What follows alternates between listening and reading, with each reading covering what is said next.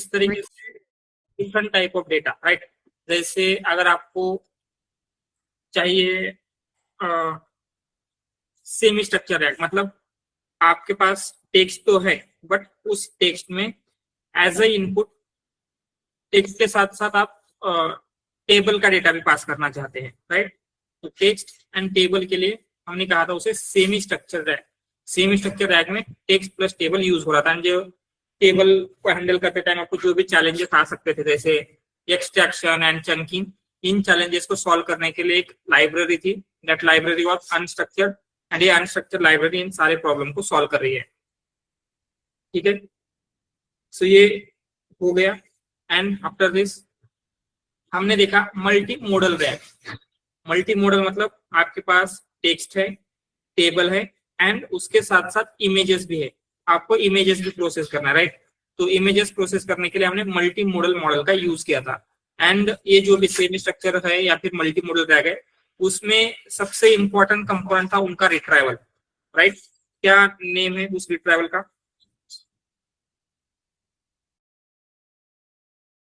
Name क्या था exactly?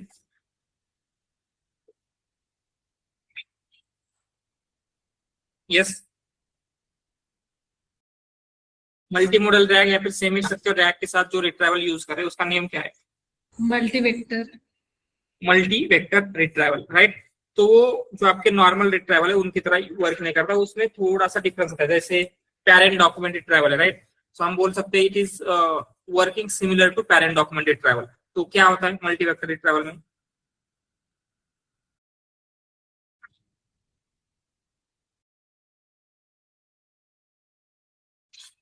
Yes,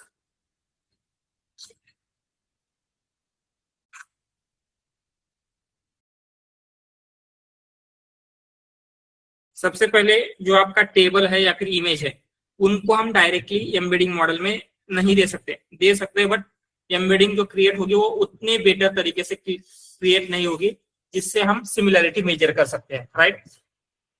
तो इसीलिए हम क्या कर रहे थे, डायरेक्टली एम्बेडिंग मॉडल को देने की जगह पे पहले उसको हम पास कर रहे हैं to the LLM.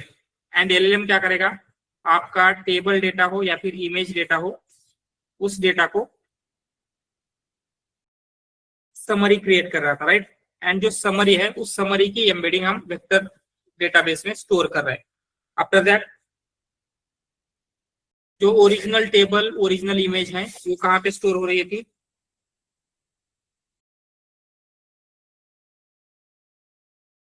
Dock store में, या इन मेमोरी स्टोर जिसे हमने कहा था, इन मेमोरी स्टोर या फिर डॉक स्टोर। तो जैसे ही यूजर की क्वेरी आती है, यूजर की क्वेरी जाएगी रिट्राइवल के पास, रिट्राइवल से एम्बेडिंग मॉडल में, एम्बेडिंग मॉडल वहां पे उनका एम्बेडिंग क्रिएट करता है, देन वेक्टर डीबी में जाएगा, वेक्टर डीबी से वो रिट्रीव होगा, राइट। वेक्टर डीबी में हमने स्टोर क्या किया है, समरी, समरी स्टोर की थी बट आपको समरी एलएलएम को पास नहीं करनी है। इंस्टेड ऑफ समरी जो ओरिजिनल डॉक्यूमेंट है, ओरिजिनल डॉक्यूमेंट आपको पास करना था एलएलएम को। इसीलिए जो आपका इन मेमोरी स्टोर है, उस इन मेमोरी स्टोर में जो ओरिजिनल डॉक्यूमेंट है उनको आईडी से मैच करते हैं एंड देन ओरिजिनल डॉक्यूमेंट्स आपका रिट्रीव होगा। एंड देन उसके बेसिस के ऊपर आपको क्वेश्चन का आंसर मिल रहा था। मल्टी वेक्टर रिट्राइवल ये था। देन उसके बाद यही मेन इंपॉर्टेंट कंसेप्ट है, हमने इन सबको देखा था, जैसे चंकिंग क्रिएट करना है, देन मल्टी वेक्टर रिट्राइवल हम यहाँ पे बिल्ड कर रहे थे, but before that summary create किया था हमने text element and table element का।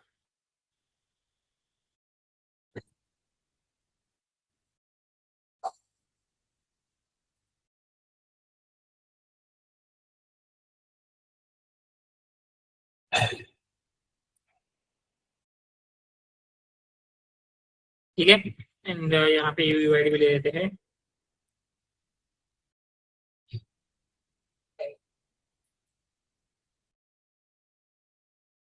तो now we will move on to see जो आपका मेन था, that was multi modal retrieval. ये तो हमने ऑलरेडी देखा हुआ है, सेमी स्ट्रक्चर रिट्राइवल, उसका चेन वगैरह कैसे क्रिएट हो रहा है, कैसे वर्क हो रहा है। तो मल्टी मॉडल में क्या है, सिर्फ नॉर्मल रैक में सिर्फ टेक्स्ट था, सेमी स्ट्रक्चर रैक में हमने टेक्स्ट प्लस टेबल को क्रिएट किया एंड देन मल्टी मॉडल में टेक्स्ट टेबल प्लस इमेज आपको हैंडल करनी है, राइट। तो जैसे हम पहले टेक्स्ट एंड टेबल को एलएलएम को देके समरी क्रिएट कर रहे थे, देन समरी की एम्बेडिंग वेक्टर डीबी में स्टोर हो रहा था, सेम वे में अभी आपको इमेज को भी एलएलएम को देना है।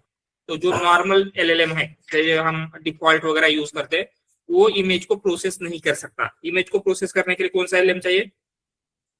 जिसके पास मल्टी मॉडल कैपेबिलिटी हो, राइट। तो हम क्या कर सकते हैं, मल्टी मॉडल कैपेबिलिटी वाला जो मॉडल है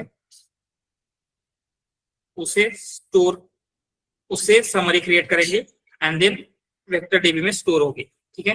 एंड यहाँ पे एक हो गया क्या run complete, yes, everything is completed. अभी हम क्या करते हैं, ये जो मर्ज पीडीएफ है उसमें से आपको अगर इमेजेस भी एक्सट्रैक्ट करनी है, इसलिए हमने ये ट्रू रखा है। अगर ट्रू नहीं रखते तो क्या होता, सिर्फ टेबल का स्ट्रक्चर जो है वो रिटेन हो पाता, इमेजेस रिटेन नहीं हो पाती। एंड देन क्या होता है, जैसे इसको ट्रू रखा तो यहाँ पे एक फोल्डर क्रिएट हो रहा है, जैसे यस्टरडे हमने देखा था, उस फोल्डर का नेम है फिगर्स, राइट। फिगर्स नाम के फोल्डर में जितनी भी इमेजेस आपकी प्रेजेंट है उस डॉक्यूमेंट में, वो स्टोर हो रही थी।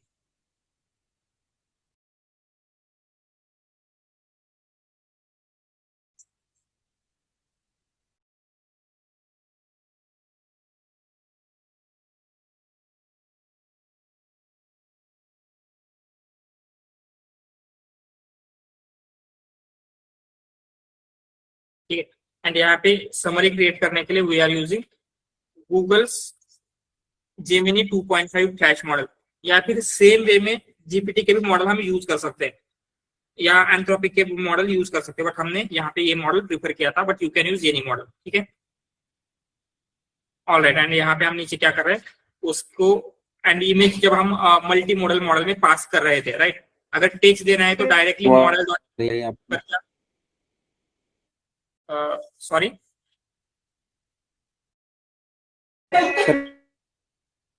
लैग हो रही है, वॉइस लैग हो रहा है क्या सबके लिए? नहीं कोई नेट, आई थिंक अभी या अभी आपका इंटरनेट इशू हुआ, क्योंकि आपकी वॉइस भी ब्रेक होके आ रही है। जस्ट एक बार चेक कर लेना, ठीक है। तो हम यहाँ पे गूगल का जेमिनी 2.5 फ्लैश मॉडल यूज कर रहे थे। उसको अगर आपको सिर्फ टेक्स्ट पास करना है तो हम इस तरीके से डायरेक्टली जब टेक्स्ट पास करेंगे मॉडल डॉट इन, वो जैसे हम अभी तक किसी भी मॉडल को करते आ रहे थे, वो टेक्स्ट को एक्सेप्ट करता है, जो क्वेश्चन था या फिर जो भी आपकी क्वेरी है उसके अकॉर्डिंगली रिस्पॉन्स जनरेट करेगा, राइट।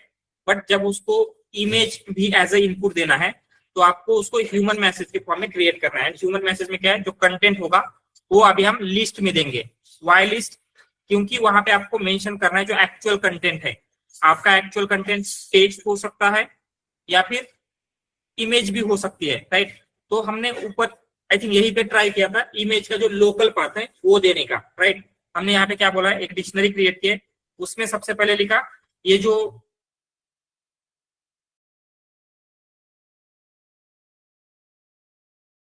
हम करने रहे हैं इनपुट, इस इनपुट का जो टाइप है वो टाइप है, एंड यहाँ पे जो आपका एक्चुअल टेक्स्ट है वो हम पास कर रहे थे, create detail summary of given image. And then यहाँ पे हमने क्या कहा, जो टाइप है इस यहाँ पे जो इंफॉर्मेशन पास कर रहे हो वो इमेज यूआरएल है, एंड देन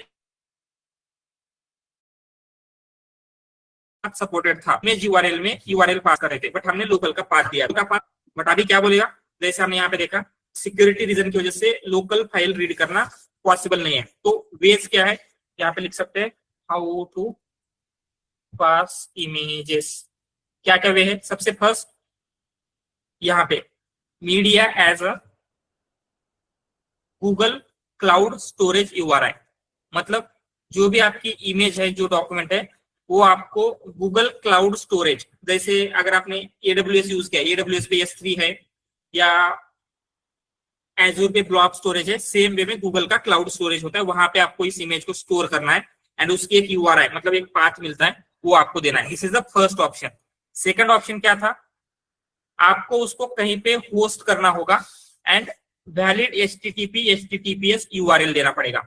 यूआरएल मतलब क्या होता है, जैसे किसी भी एक इमेज की या फिर डॉक्यूमेंट की लिंक होती है, राइट।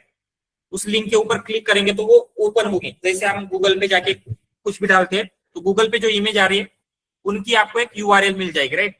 तो वो HTTPS यूआरएल होती है, ठीक है। तो हम क्या कर सकते हैं, किसी वेबसाइट पे उसे होस्ट कर सकते हैं एंड उसकी जो वैलिड यूआरएल है वो पास कर सकते हैं।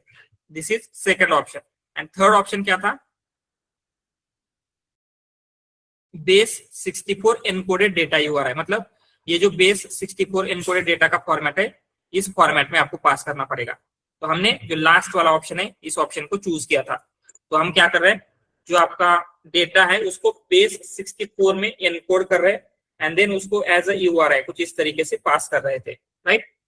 तो बेस 64 में कन्वर्ट कैसे कर रहे थे, उसके लिए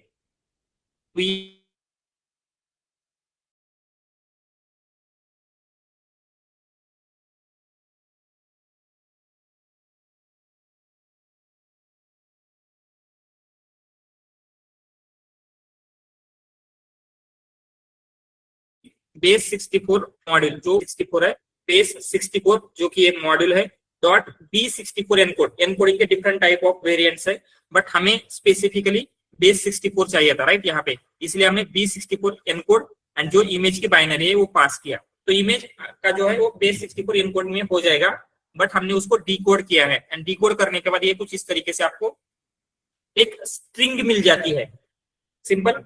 इस स्ट्रिंग को ये एज देखने के लिए आपको तो टेक्स्ट की तरह दिखेगा, बट एक्चुअल में क्या है, इमेज है। जो आपका एक्चुअल इमेज का डेटा है वो आपको इसमें मिल जाएगा, ठीक है। All right. एंड देन ये जो बेस 64 स्ट्रिंग है वो भी हम डायरेक्टली नहीं दे सकते, तो उसको इस स्पेसिफिक फॉर्मेट में देना है, ठीक है। इस स्पेसिफिक फॉर्मेट में हम कन्वर्ट करें एंड देन वहां पे इमेज यूआरएल की जगह पे ये जो बेस यूआरएल है वो पास करेंगे। तो मॉडल उस इमेज को अंडरस्टैंड करेगा एंड देन यहाँ पे अनअवेलेबल आ रहा था, बट क्वेश्चन या फिर जो भी क्वेरी उसके अकॉर्डिंगली आपको आंसर मिल जाता है, ठीक है। आई थिंक ये एक्सट्रैक्ट हुआ है, तो आगे की प्रोसेस भी कर लेते हैं। एंड यहाँ पे हमने जस्ट फ्यू फिगर्स में, अभी हम क्या करते हैं, एक न्यू फोल्डर क्रिएट करेंगे एंड उसमें जस्ट 2 इमेजेस डाल देते हैं। Just a minute.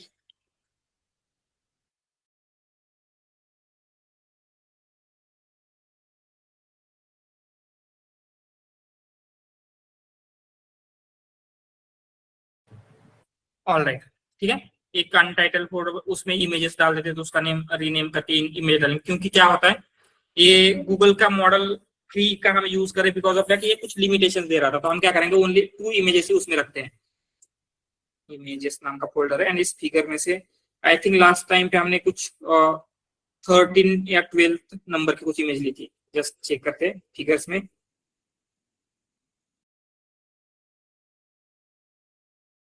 या ये ले लेते 13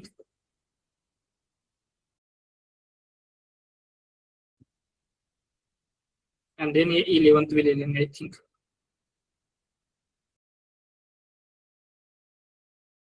ठीक है, 11th एक ले लेते हैं। यस अभी सर यहाँ पर हमने इमेज की समरी बनाने के लिए कोई LLM का यूज नहीं करें। नो कर रहे हैं, LLM का यूज हो रहा है। कहाँ पे LLM का यूज हो रहा है, टेक्स्ट के समरी के लिए हमने LLM का यूज करे थे, पर नहीं करें तो वो आए थे, याद होगा। कर रहे हैं, यहाँ पे भी LLM का यूज, यहाँ पर नहीं।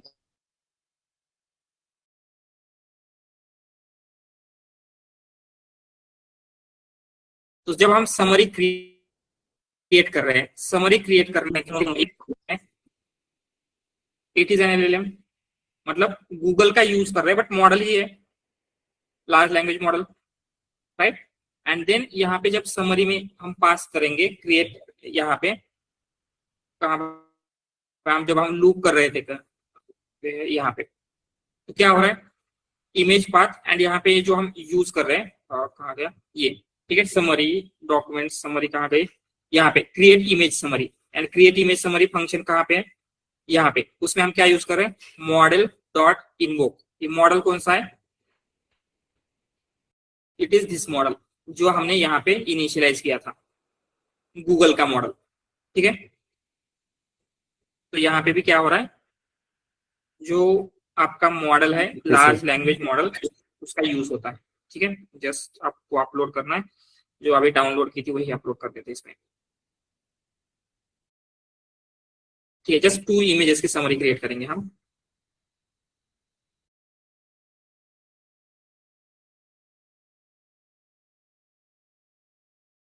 ठीक है,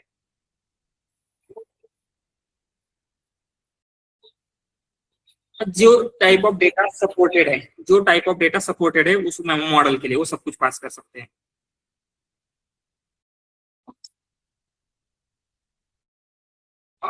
yes, no no, system message में ओनली हम टेक्स्ट को प्रीफर करते हैं। सिस्टम मैसेज में कभी अदर टाइप ऑफ इनपुट नहीं देंगे, क्योंकि सिस्टम मैसेज क्या होता है,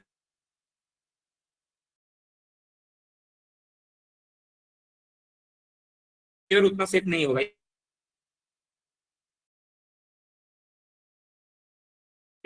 सिस्टम मैसेज में सिर्फ ह्यूमन मैसेज में जो भी इनपुट देते हैं। ठीक है, इसको एज इट इज रखते हैं and then base just I think, ठीक है, ऐसे भी हो रहा है। बेस 64 में हमने कन्वर्ट करके देखा था उसको इस तरीके से। एंड देन ये जो URL है ये देते हैं तो क्या होता है, human message is not defined, कहाँ पे डिफाइन नहीं किया था हमने, इसे रन करते हैं। ठीक है, आपको ये एरर मिल जाएगी।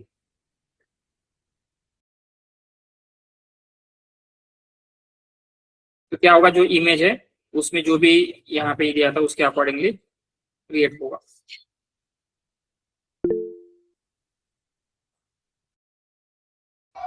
सर समरी मतलब एग्जैक्टली क्या जनरेट होता है, कुछ पैरामीटर्स रहते हैं क्या सर?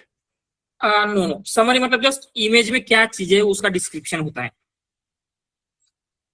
ओके। जैसे इस इमेज में क्या है, वो जैसे हमने पैरेट को डिस्क्राइब करने के लिए बोला था उस दिन, इफ यू रिमेम्बर, तो क्या कर रहा था, पैरेट के जो भी फिजिकल अपीयरेंस है वो एक्सट्रैक्ट कर रहा था। जब आप उसके ऊपर कुछ क्वेश्चन पूछेंगे, what is colour of parrot और समथिंग लाइक दैट, तो क्या होगा, समरी में कुछ तो मेंशन होगा पैरेट के कलर के बारे में। तो उस समरी के साथ आपकी कोसाइन सिमिलरिटी ज्यादा आएगी आपकी क्वेरी की। समरी मतलब क्या है, उस इमेज में जो भी चीज है उसका डिस्क्रिप्शन। ठीक है, तो ये फंक्शन हमने क्रिएट किया था, वो फंक्शन क्या करता है, अगर इसमें हम इमेज का पाथ पास करेंगे तो उसको एनकोड करेगा एंड बेस 64 की जो स्ट्रिंग है वो रिटर्न करेगा। ये फंक्शन क्या करता है, इमेज की समरी रिटर्न करेगा। अभी हम क्या करते हैं, ये जो फोल्डर है इस फोल्डर की इमेज के ऊपर लूप करना है। तो लूप करने के लिए हमने क्या यूज किया है, OS, राइट। तो OS क्या है, हम बोल सकते हैं कि एक पाइथन की इनबिल्ट लाइब्रेरी है जो आपको इस फोल्डर में जितनी भी चीजें प्रेजेंट है उन सबको प्रोसेस करने में हेल्प करती है। ठीक है, ऑलराइट, हम NC/JPG चेक कर रहे थे, इन सब के ऊपर इस तरीके से क्या कर रहे थे, इमेज पाथ प्रिंट कर रहे थे एंड देन उसका एनकोडिंग क्रिएट हो रही है। एनकोडिंग को इमेज स्ट्रिंग लिस्ट में स्टोर हो रही है, समरी क्रिएट हो रहे हैं, समरी भी इमेज समरी जो भी यहाँ पे लिस्ट है उसमें क्रिएट होगी। तो इसको रन करते हैं, लेट्स सी।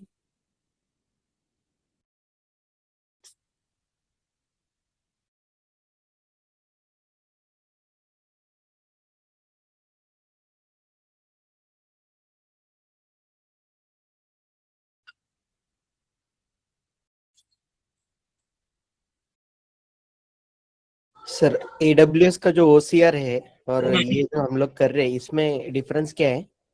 हाँ, AWS मतलब टेक्सट्रैक्ट है AWS का। टेक्सट्रैक्ट में क्या होता है, वो उन्होंने खुद से एक मॉडल ट्रेन किया है टेक्सट्रैक्ट। तो वो model mostly 1 page document and जहां पे आपका हम बोल सकते हैं हैंड रिटन टेक्स्ट है, हैंड रिटन टेक्स्ट के ऊपर बेटर परफॉर्म करता है। सेम ही है, दोनों का टास्क एक ही है, जो डॉक्यूमेंट दिया गया है डॉक्यूमेंट में से इंफॉर्मेशन एक्सट्रैक्ट करना। बट जनरली अगर आपको अनस्ट्रक्चर्ड फ्री में यूज हो सकता है एंड टेक्सट्रैक्ट के लिए आपको पे करना पड़ेगा।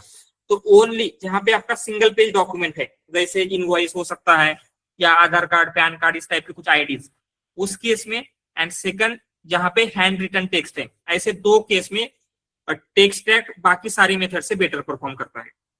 अदरवाइज जो अदर मेथड्स है उनको हम प्रीफर करेंगे। एंड जस्ट प्रोजेक्ट के टाइम पे हम ये भी देखने वाले कि कौन सा डॉक्यूमेंट एक्सट्रैक्शन की मेथड, राइट। हमने PyPDF से स्टार्ट किया था, आफ्टर दैट बहुत सारे पीडीएफ लोडर है, पाइमी पीडीएफ वगैरह वगैरह। देन हमने ये देखा अनस्ट्रक्चर्ड देखा, राइट। देन डॉकलिंग ऐसे भी एक मेथड है। देन टेक्स्ट्रैक्ट है, AWS का टेक्स्ट्रैक्ट है, एजूर का फॉर्म रिकॉग्नाइजर है जिसको अभी डॉक्यूमेंट इंटेलिजेंस न्यू नेम मिला है। तो ये सारी मेथड्स आपके पास अवेलेबल है। तो हम क्या करते हैं, उनमें से किसी एक को आपको चूज करना होता है, वो भी हम देखेंगे। And image IDs, okay, image IDs create कर लेते हैं। तो सर इंटरव्यू में यही बोलना है ना, ये जो हमने यस यस यस यस, यही अनस्ट्रक्चर्ड मतलब हाँ आपका प्रोजेक्ट क्या होगा वो हम डिस्कस करेंगे प्रोजेक्ट के टाइम पे। तो प्रोजेक्ट का डेटा कैसा है उसके अकॉर्डिंगली आपका आंसर क्रिएट करना होता है, ठीक है। Right sir, right. Alright, again sir ये अनस्ट्रक्चर्ड को हम लाइब्रेरी बोलेंगे या फ्रेमवर्क बोलेंगे? लाइब्रेरी बोलेंगे, एवरीथिंग इज लाइब्रेरी ही बोल सकते हैं, जिसे हम पिप इंस्टॉल से इंस्टॉल कर सकते हैं, दैट इज लाइब्रेरी, ठीक है। ऑलराइट, एंड यहाँ पे क्या हो रही है, जो आपकी इमेज है उसको हमने क्रिएट कर लिया, ठीक है। एंड देन अभी इन सबको हम क्या करेंगे, वेक्टर स्टोर में स्टोर कर लेते हैं।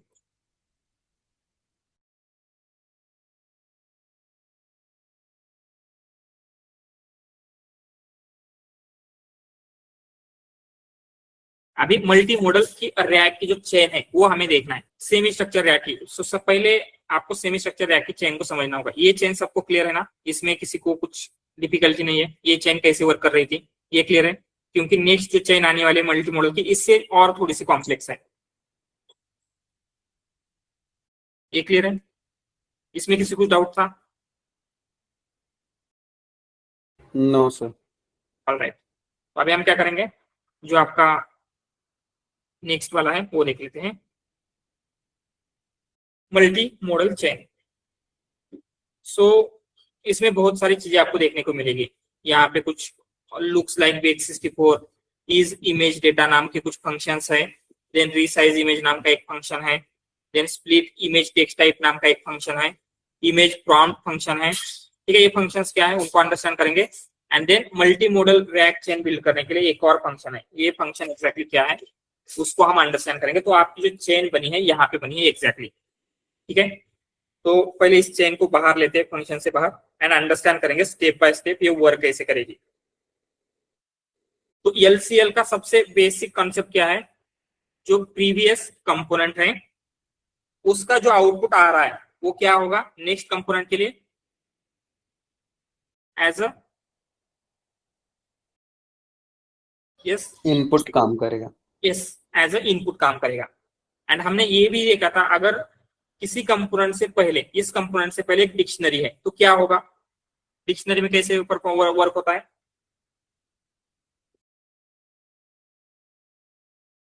जैसे हमने ऊपर देखा था सेमी स्ट्रक्चर रैक में भी एक डिक्शनरी थी, तो क्या हो रहा था, पहले वो देख लेते हैं।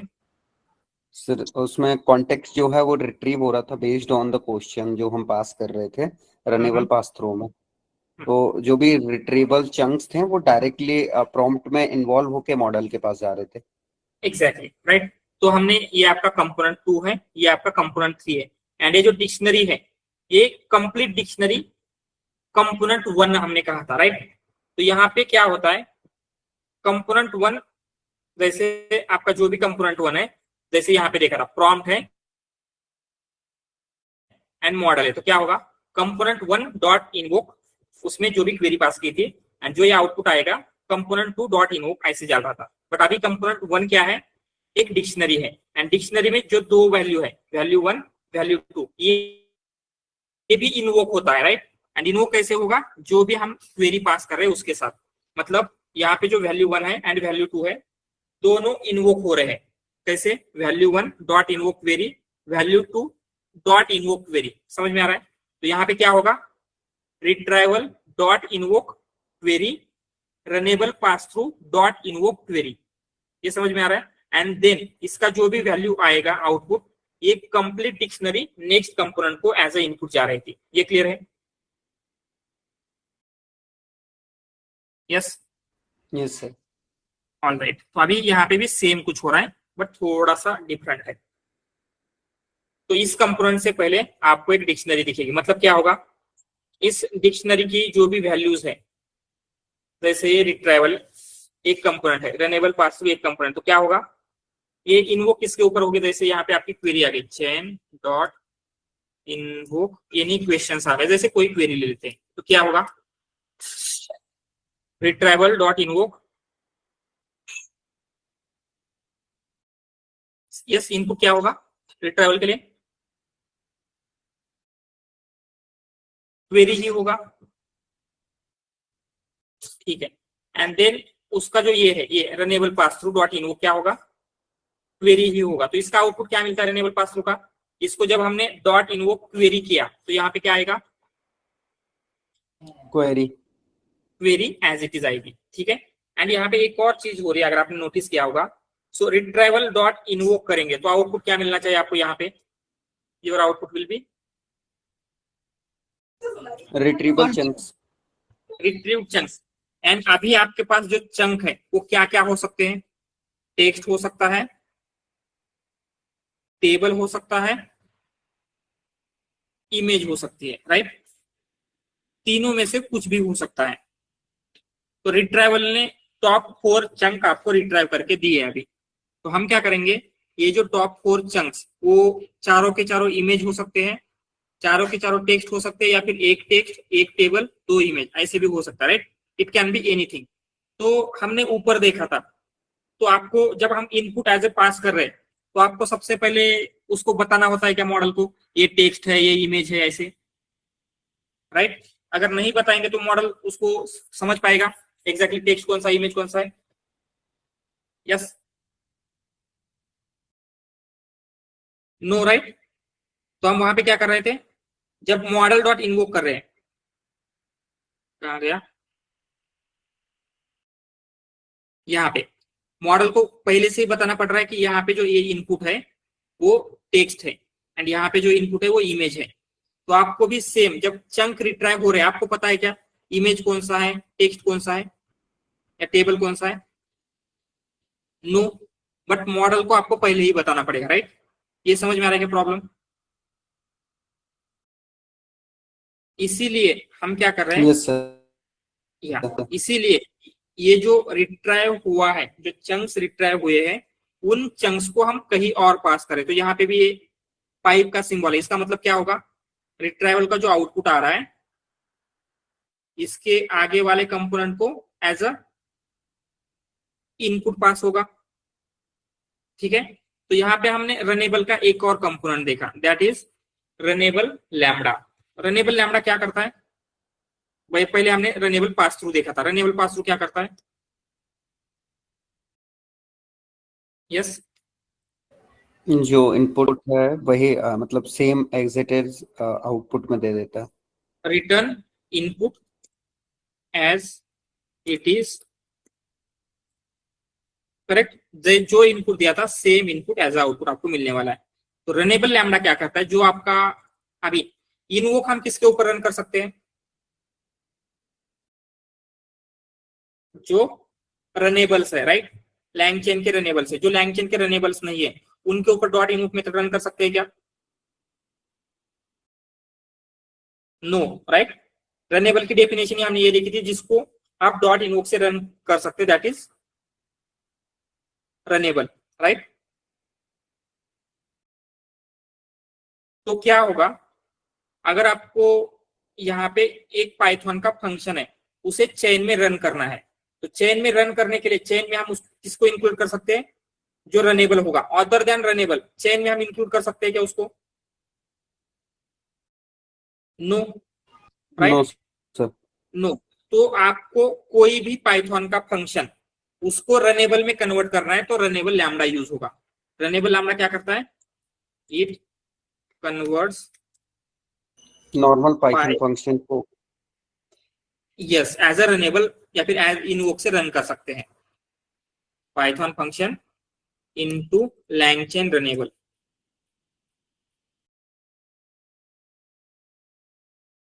क्लियर है ये। एंड सिंपली हम यहाँ पे रनेबल लैम्बडा दे रहे हैं एंड इसमें जो फंक्शन है आपको कन्वर्ट करना है एज अ रनेबल वो हमने यहाँ पे मेंशन किया है, ठीक है।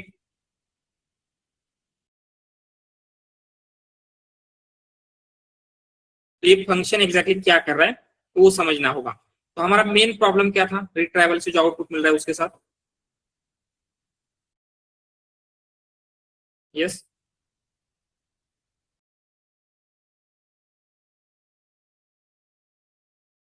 उसका जो आउटपुट आ रहा है टेक्स्ट है, टेबल है या इमेज है, आप समझ नहीं पा रहे थे, but you want to understand which chunk is text, which chunk is image, right. तो ये text image and text type नाम का जो फंक्शन है यहाँ पे ऊपर आप देखेंगे तो आ गया यहाँ पे स्प्लिट दिस वन। ये क्या कर रहा है, जो इमेजेस है एंड जो टेक्स्ट एलिमेंट है, तो यहाँ पे जब आपको एज अ इनपुट पास करना है, ठीक है, तो टेबल को हमें कुछ सेपरेटली देना पड़ेगा या फिर जो आपका ह्यूमन मैसेज है उसमें एज अ टेक्स्ट ही टेबल को हम पास कर सकते हैं, क्या लगता है, एज अ टेक्स्ट एलिमेंट ही पास कर सकते हैं क्या? क्योंकि हमने देखा था लास्ट टाइम सेम स्ट्रक्चर में उसको सेपरेटली कुछ दे रहे थे या फिर एज अ टेक्स्ट एलिमेंट ही पास कर रहे थे टेबल एचटीएमएल को।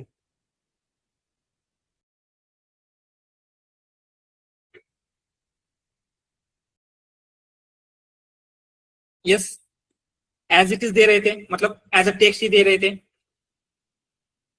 तो यहाँ पे क्या होगा, वो इमेजेस को सेपरेट करता है एंड टेबल एंड टेक्स्ट इनको सेपरेट करेगा। तो यहाँ पे हमने क्या किया है, B64 इमेजेस नाम का एक लिस्ट बनाया है, मतलब चंक में जितनी भी इमेजेस आई है, रिट्रीव हुई है, वो इमेजेस इस लिस्ट में होगी एंड जो टेक्स्ट आपको मिला है वो टेक्स्ट मतलब टेबल एंड टेक्स्ट इस लिस्ट में होगा। तो हम क्या कर रहे हैं, ये जो डॉक्स यहाँ पे पास किया था एज ए इनपुट, उसके ऊपर लूप करेंगे एंड चेक करेंगे कि क्या वो डॉक्यूमेंट टाइप है, देन उसका पेज कंटेंट देखने वाले एंड जो पेज कंटेंट है आपका डॉक्यूमेंट का ऑब्जेक्ट का, पहले यहाँ पे लुक्स लाइक बेस 64 नाम का एक फंक्शन हमने ऊपर क्रिएट किया है। यहाँ पे लुक्स लाइक बेस 64, यहाँ पे ये क्या करता है, अभी हमने देखा था जो इमेज की स्ट्रिंग है बेस 64 फॉर्मेट है, उसको देख के आपको पता चल रहा था क्या वो टेक्स्ट है या फिर वो इमेज है। हम दोनों को डिफ्रेंशिएट नहीं कर पा रहे थे, राइट, क्योंकि वो टेक्स्ट की तरह ही दिखता है। बट क्या होता है, जो इमेज का डेटा है वो पहले चेक करेगा कि उसके स्टार्टिंग में कुछ कंपोनेंट है क्या, इसलिए वो चेक कर रहा है कि क्या वो बेस 64 की तरह दिखता है। अगर दिखता है तो नेक्स्ट क्या करेगा, देन इमेज डेटा है या नहीं चेक करेगा एंड उसको रिसाइज कर रहा है इस साइज में, ठीक है, इमेज की साइज कुछ भी हो उसको रिसाइज करेगा एंड देन उसको इमेज में अपेंड कर रहा है यहाँ पे। तो हमने क्या किया, जितने भी चंक में इमेजेस रिटेन हुई है उसको इस लिस्ट में डाल दिया एंड जो भी टेक्स्ट के कंपोनेंट है, मे बी टेबल हो सकते हैं या टेक्स्ट हो सकता है, उसको इस लिस्ट में डाला एंड रिटर्न क्या कर रहे हैं, एक डिक्शनरी रिटर्न हो रही है एंड डिक्शनरी में क्या होगा, इमेजेस उसमें लिस्ट ऑफ इमेजेस होंगी, टेक्स्ट उसमें लिस्ट ऑफ टेक्स्ट होगा। ये समझ में आ रहा है? तो हम इसको स्टेप बाय स्टेप डिकोड करके देखते हैं। तो ये जो चेन है आपकी, सबसे पहले जैसे ही यूजर से क्वेरी डॉट इनवोक आएगा, sorry chain dot invoke, and यहाँ पे जो क्वेरी है आएगी, तो क्या होगा, उस डिक्शनरी में हम चले जाएंगे। डिक्शनरी में क्या है आपका, कॉन्टेक्स्ट ऐसा कुछ लिखा था हमने, ठीक है, एंड देन रिट्राइवल,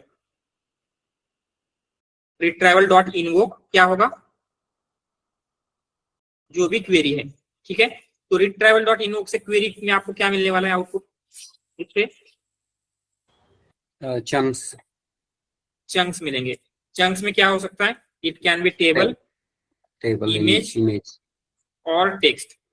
देन हम इसको, ये जो टेबल इमेज ये जो टेक्स्ट का चंक्स मिले हैं आपको, उनको हम कहाँ पे पास करेंगे, ये जो आपका फंक्शन है स्प्लिट, ये वाला फंक्शन है, ये फंक्शन आउटपुट में क्या दे रहा है आपको, सेपरेट कर देगा सबको एंड ये कुछ इस तरीके से डिक्शनरी दे रहा है, ठीक है, ये वाली डिक्शनरी आपको आउटपुट में मिल रही है। तो रिट्राइवल के पास ये वाली, तो आपको यहाँ पे क्या मिलेगा आउटपुट, हम यहाँ पे जाके देखेंगे, तो इसका आउटपुट क्या आएगा, कुछ इस तरीके से होगा, कॉन्टेक्स्ट एंड फाइनल आउटपुट क्या होगा, जो भी आपके पास ये डिक्शनरी थी, ये कॉन्टेक्स्ट में आउटपुट मिल रहा है आपको। ठीक है, तो ये फर्स्ट वाली लाइन क्लियर है। यहाँ पे क्या होगा, कॉन्टेक्स्ट में आपकी इमेज की लिस्ट, टेक्स्ट एंड टेक्स्ट की लिस्ट, ये क्या है, लिस्ट में, तो इसको लिस्ट में डाल देते हैं सो दैट उसको हम अच्छे से अंडरस्टैंड कर पाएंगे। ये फर्स्ट वाला क्लियर है क्या, ये कैसे हुआ, ये वाली लाइन। Yes. देन नेक्स्ट क्या है, क्वेश्चन रनेबल पास थ्रू, इसको इन्वोक करेंगे, क्वेरी के साथ क्या होगा, क्वेरी एज इट इज आ जाएगी, करेक्ट। तो यहाँ पे क्या होगा, क्वेश्चन के साथ क्वेरी आ जाएगी। तो ये जो डिक्शनरी बिल्ड हुई है, कैसे बिल्ड हुई है, ये समझ में आ रहा है, ये वाली। यस, देन नेक्स्ट क्या होगा, यहाँ पे ये जो कंपोनेंट है, इस कंपोनेंट का जो भी आउटपुट मिला था आपको, output will be this one, इस आउटपुट को हम कहीं नेक्स्ट कंपोनेंट को एज ए इनपुट दे रहे हैं। तो नेक्स्ट कंपोनेंट क्या है, again here is runnable lambda. What you mean by runnable lambda, ये क्या करता है, ये नॉर्मल फंक्शन को एक रनेबल में कन्वर्ट करेगा, जो फंक्शन है इमेज प्रॉम्प्ट फंक्शन। एग्जैक्टली, इस इमेज प्रॉम्प्ट फंक्शन नाम का जो फंक्शन हमने लिखा था, इसको रनेबल में कन्वर्ट हो रहा है। तो इस इमेज प्रॉम्प्ट फंक्शन में एज ए इनपुट क्या जा रहा है, ये वाली डिक्शनरी जा रही है, राइट। तो लेट्स सी उस फंक्शन में क्या इंफॉर्मेशन लिखी थी हमने, इमेज प्रॉम्प्ट फंक्शन मतलब क्या लिखा है कोड। यहाँ पे क्या होगा, सबसे पहले आपको एक डिक्शनरी मिलने वाली है, राइट, एज ए इनपुट। तो हम क्या करेंगे, उसमें जो भी data dict of context, so context में क्या था, डेटा डिक्ट के कॉन्टेक्स्ट में ये डिक्शनरी मिल रही है, एंड अगेन उसका टेक्स्ट लिया तो आपको क्या मिल रहा है आउटपुट में, ऑल टेक्स्ट एलिमेंट। तो हम यहाँ पे क्या कर रहे हैं, जितने भी आपके टेक्स्ट एलिमेंट है, उन टेक्स्ट एलिमेंट को एक सिंगल स्ट्रिंग में ज्वाइन कर रहे हैं। ये क्लियर है, यस, ऑलराइट। देन हमने क्या किया, यहाँ पे मैसेजेस नाम का एक लिस्ट बनाया, एंड देन डेटा डिक्ट पे कॉन्टेक्स्ट के जो डिक्शनरी मिल रही है, उसके इमेजेस में क्या होगा, जो इमेजेस है रिट्राइव हुई थी, राइट। तो क्या करेंगे, उसमें जितनी भी इमेजेस है उनको हम कन्वर्ट कर रहे हैं इस इमेज यूआरएल में, क्योंकि आपको ये मैसेज चाहिए था, राइट। एंड ये जो मैसेज होगा वो हम इस मैसेजेस में अपेंड कर रहे हैं। एंड देन फाइनली क्या करेंगे, आपका जो टेक्स्ट को प्रोसेस करने के लिए जो मैसेज है, तो हम बोल रहे हैं क्योंकि ये फाइनेंस का डॉक्यूमेंट है, तो हम ऐसे बोलेंगे, you are a financial analyst, you will be given mix of text, table and images, usually charts, graphs, use this information to provide answer related to user question. And then जो भी user का question है वो हम data dict की question से ले रहे थे। तो ये जो प्रॉम्प्ट क्रिएट हुआ है, ये समझ में आ रहा है। एंड देन यही मैसेज का क्या करेंगे, आप इसमें अपेंड करेंगे। तो इस मैसेजेस में क्या है, आपके इमेजेस का प्रॉम्प्ट है, साथ साथ आपके टेक्स्ट का भी प्रॉम्प्ट है, दोनों को प्रोसेस करने के लिए ह्यूमन मैसेज में देंगे तो इसका प्रॉम्प्ट क्रिएट हो जाएगा। ठीक है, तो ये बेसिकली क्या कर रहा है, वो फंक्शन प्रॉम्प्ट क्रिएट करेगा आपका। तो इसके आउटपुट में आपको क्या मिलेगा, एक प्रॉम्प्ट जो आप एलएलएम को दे सकते हैं। एंड देन मॉडल जो था आपका, वो प्रॉम्प्ट का इनपुट जाएगा, एंड मॉडल चार्ट मॉडल के फॉर्मेट में है, तो आउटपुट क्या होता है चार्ट मॉडल का, एआई मैसेज। तो हमने स्ट्रिंग आउटपुट पार्सर लगाया है। स्ट्रिंग आउटपुट पार्सर क्या करेगा, इसकी लगाने की जरूरत नहीं, बट स्टिल लगाया है। स्ट्रिंग आउटपुट पार्सर क्या करता है, यस एग्जैक्टली, आउटपुट को स्ट्रिंग में कन्वर्ट करेगा, तो आपको आउटपुट स्ट्रिंग में मिलने वाला है। तो ये जो चेन है, ये समझ में आ रहा है वर्किंग, इस चेन का कंप्लीट वर्किंग क्या हो रहा है, कैसे हो रहा है, यस यहाँ पे। एंड ये जो ऊपर रिट्राइवल हमने डिफाइन किया था, वही जो हमने लास्ट टाइम किया था, जो मल्टी वेक्टर वाला है।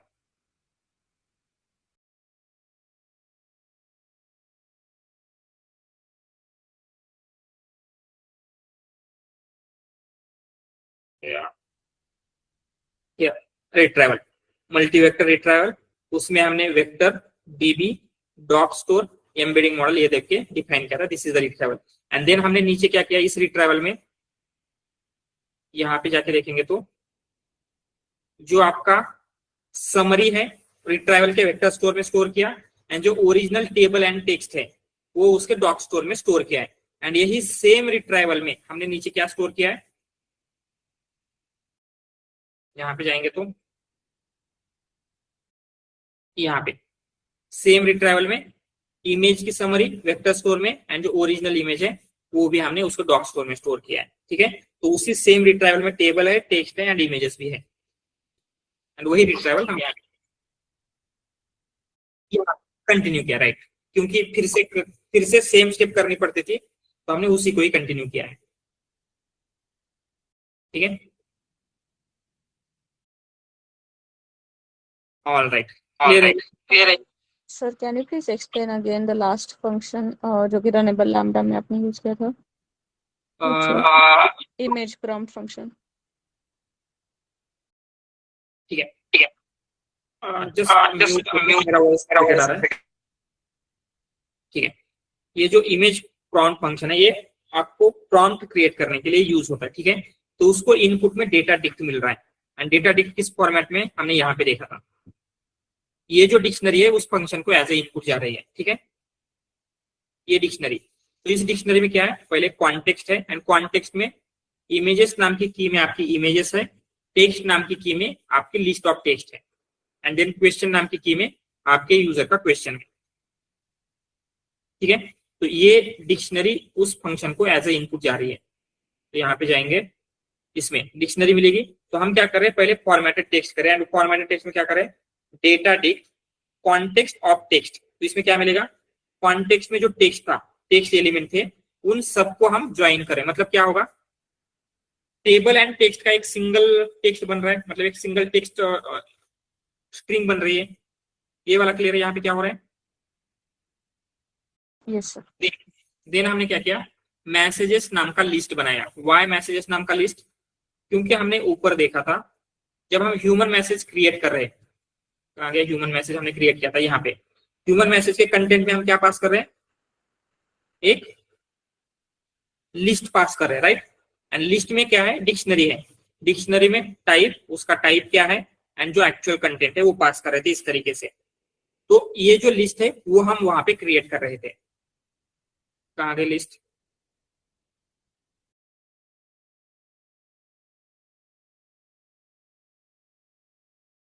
यहाँ पे मैसेजेस की लिस्ट है। ठीक है, तो उसमें क्या होगा, data dict of context of images, मतलब क्या होगा, आपकी डेटा डिक्ट में जो भी इमेजेस प्रेजेंट है उस इमेजेस को ले रहे हैं, एंड उन इमेजेस के ऊपर हम लूप कर रहे हैं। ठीक है, लूप करने के बाद क्या होगा, एक डिक्शनरी क्रिएट होगी इमेजेस की, एंड जो इमेज का यूआरएल है वो क्रिएट हो रहा है। तो इसी फॉर्मेट में इमेज चाहिए था आपको, करेक्ट। तो जितनी इमेजेस है उतनी इमेज यूआरएल क्रिएट होगी, एंड ये हम क्या करें, ये जो मैसेजेस की लिस्ट है उसमें हम उसको इंक्लूड कर रहे हैं। ऑलराइट, एंड देन नीचे जो आपका टेक्स्ट मैसेज है, टाइप ऑफ टेक्स्ट वो क्रिएट किया है, उसमें सारा फॉर्मेटेड टेक्स्ट वगैरह सब कुछ दिया है। एंड देन नीचे हम क्या कर रहे हैं, ये जो ह्यूमन मैसेज है उसमें कंटेंट इक्वल टू मैसेज दे रहे हैं। मतलब जो ह्यूमन मैसेज हमें लिस्ट में क्रिएट करना था वो लिस्ट यहाँ पे क्रिएट हो रही है क्या, मतलब इनपुट में देने के लिए मॉडल को प्रॉम्प्ट जिस फॉर्मेट में चाहिए इमेजेस एंड टेक्स्ट के कॉम्बिनेशन में, वो प्रॉम्प्ट हमने यहाँ पे क्रिएट किया है। अभी क्लियर है ये फंक्शन? Yes sir. Thank you. या एंड देन सेम प्रॉम्प्ट हम मॉडल को देंगे, मॉडल रन करेगा एंड आपको आउटपुट दे देगा।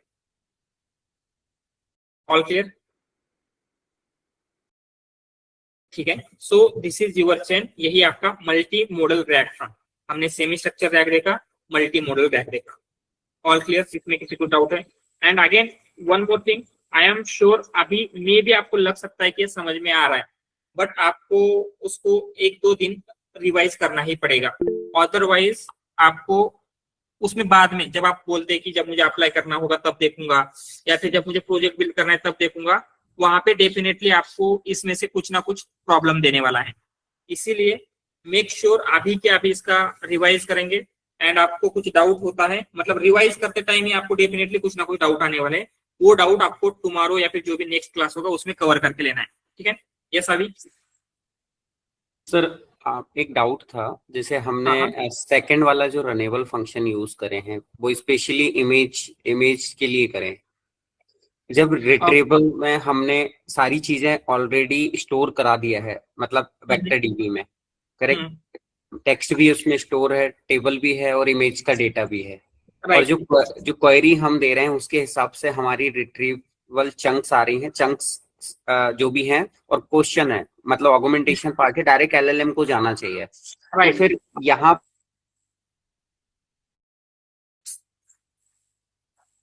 सॉरी, आपका वॉइस ब्रेक हो गया आफ्टर ऑगमेंटेशन।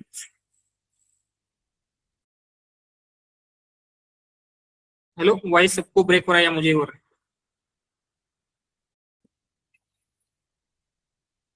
या अभी आपका वॉइस ब्रेक हो रहा था, ऑगमेंटेशन के बाद क्या कहा आपने?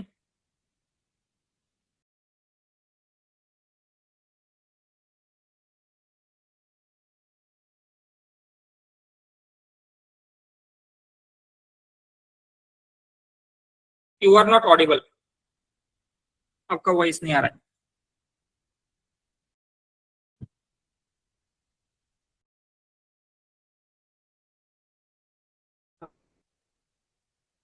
ओके ठीक है, वो रिज्वाइन करें। तब तक बाकी किसी और को कुछ डाउट है?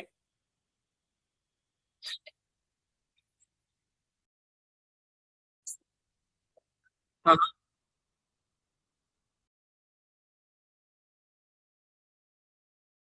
Right right right right.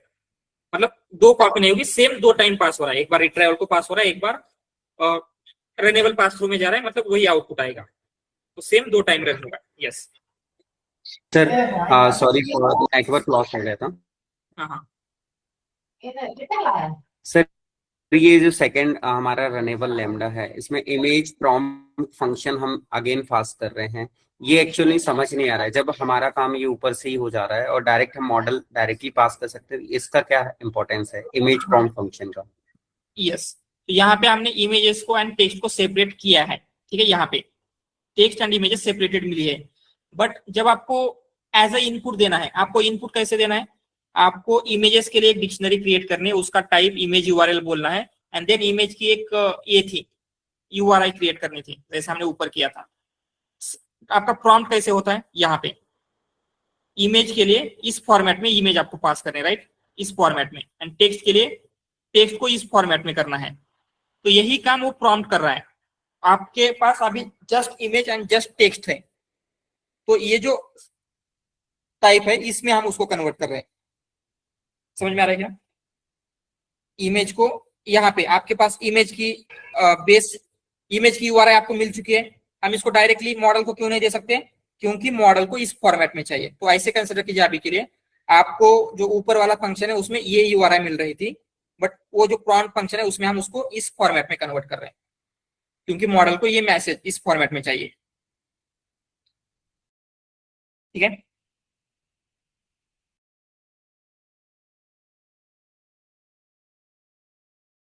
All right. और सुदर्शन, आपका क्लियर है ना, या आप कुछ पूछ रहे थे?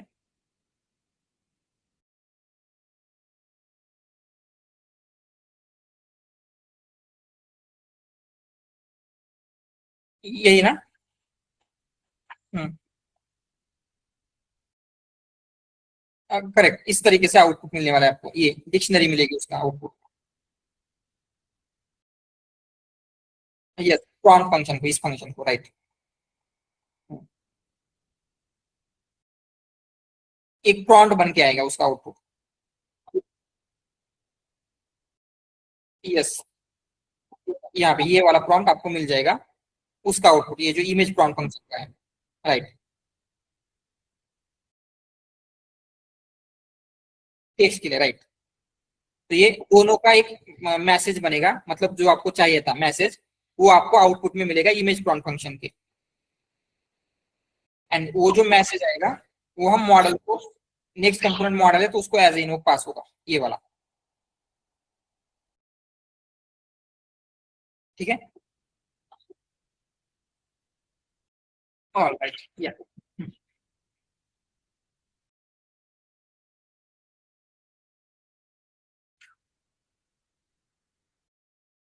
ओके देन, ठीक है, एक बार इसको सबको इसको डिस्कस करना ही है, ठीक है। एक बार इस नोटबुक के थ्रू गो थ्रू कीजिए, उसको रन करके देखिए क्या हो रहा है, कैसे हो रहा है, कहाँ पे कैसे जा रहा है।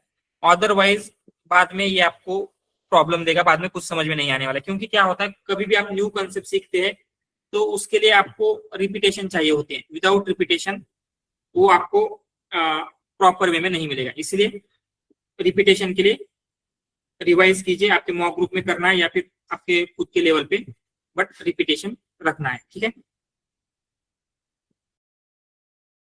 ओके देन, ये क्लियर है multi model rack. Again rack के फ्यू मोर टाइप्स है, जैसे ग्राफ रैक है या और कोई टाइप ऑफ रैक है, वो रैक के टाइप पे हम देखने वाले हैं। बट अभी के लिए आपने जो भी टाइप या जो मेथड देखिए, that is sufficient to start applying, ठीक है। तो उससे पहले आपको रैक का इवेल्युएशन देखना पड़ेगा। मतलब प्रोजेक्ट के लिए आपको इवेल्युएशन मैट्रिक्स पूछे जा सकते हैं, मतलब प्रोजेक्ट को आपने इवेल्युएट कैसे किया। इसीलिए फर्स्ट जो इवेल्युएशन है, मतलब पहले हम जो जनरल इवेल्युएशन है जैसे ब्लू स्कोर, रो स्कोर, जो मशीन ट्रांसलेशन है, समराइजेशन है, उनके लिए जो होने वाला है पहले हम उसको मेजर करेंगे। एंड आफ्टर दैट, ये होने के बाद जो आपका मेन प्रोजेक्ट होगा, रैक का एक प्रोजेक्ट होगा, उसमें मैं आपको मल्टीपल प्रॉब्लम स्टेटमेंट के साथ उसको एक्सप्लेन करूंगा, ठीक है, विथ मल्टीपल प्रॉब्लम स्टेटमेंट। वो आपको देखना है एंड देन आपको खुद का प्रॉब्लम स्टेटमेंट उसमें से डिसाइड कर सकते हैं, या फिर मैं आपको गाइड करूंगा अगर आपको खुद का प्रॉब्लम स्टेटमेंट क्रिएट करना है। क्योंकि क्या होगा, सबका अगर सेम प्रॉब्लम स्टेटमेंट होगा तो इश्यू हो सकता है। इसीलिए मेक श्योर प्रॉम्प्ट मतलब प्रॉब्लम स्टेटमेंट जितना आप यूनिक रख सकते हैं उतना रखना है। क्लास में मैं आपको 2-3 तो देने ही वाला हूँ, बट स्टिल आप आपके साइड से भी ट्राई करेंगे। एंड जो आप जैसे हमने लास्ट टाइम मॉक ग्रुप में कनेक्ट किया था, राइट, आपके मॉक ग्रुप के साथ, एंड देन हमने प्रोजेक्ट के बारे में डिस्कस किया था, तो सेम आफ्टर ये जो आपका रैक का प्रोजेक्ट है वो होने के बाद हम डिस्कस करने वाले हैं, ठीक है।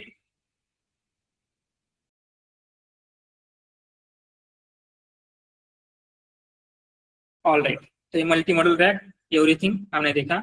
नाउ नेक्स्ट हम देखेंगे इवैल्यूएशन मैट्रिक्स, मतलब कैसे इवैल्यूएट करना है या फिर इवैल्यूएशन कैसे होगा।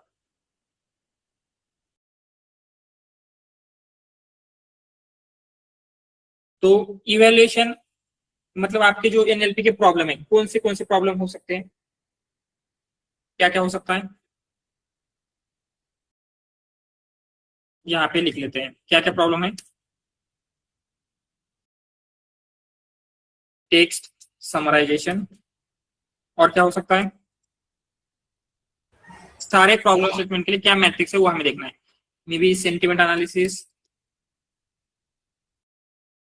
और ट्रांसलेशन, यस मशीन ट्रांसलेशन लिखते हैं। Name entity recognition, question answer, यानी क्वेश्चन आंसरिंग क्यूए लिखते हैं, ठीक है।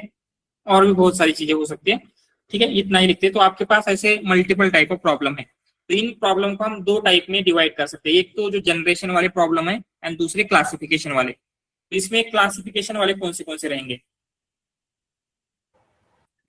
सेंटिमेंट एनालिसिस, यस वो क्लासिफिकेशन का है। And then name entity recognition, yes NER is also classification problem, ठीक है। तो ये जो क्लासिफिकेशन की मेथड्स है उसके लिए हम क्या करते हैं, जो सेम आपका ये है सेम चीजें हम यूज करेंगे। मतलब आपकी क्लासिफिकेशन की कौन सी मैट्रिक्स आपने यूज की थी, precision, recall and F1 score. Exactly classification matrix. तो इसमें क्लासिफिकेशन के कौन से टास्क हो सकते हैं वो हम लिखेंगे, ठीक है। Sentiment analysis, then text classification,